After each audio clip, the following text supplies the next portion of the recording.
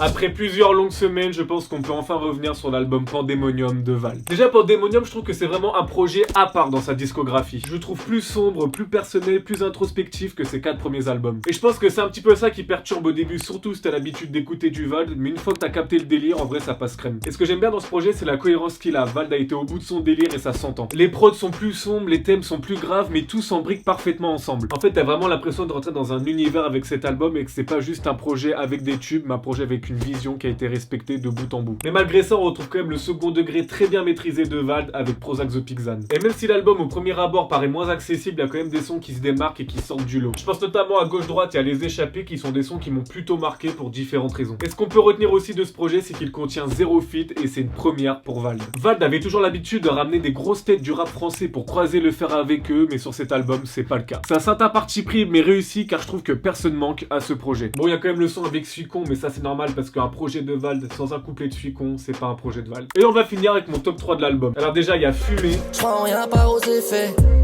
j'ai envie de rien. Mes pensées se remplacent et se balayent. Darknet. Rappeur français sur le trottoir, file à l'anglaise par le chinois. Berger allemand protège la zone, frigo rempli américain. Bière belge dans la vessie. Et Gauche-Droite. J'ai de la force pour les frères, mais dès que j'ai pu, je me suis écarté des HLM. Ok, je serai solidaire, oh we love green et au Solidays. J'ai une petite mention spéciale à Interlude que j'adore, mais je voulais pas le mettre dans le top 3 car c'est une interlude. Donne-moi toi ton top 3 en commentaire, ce que t'as pensé de ce projet et n'hésite pas à t'abonner.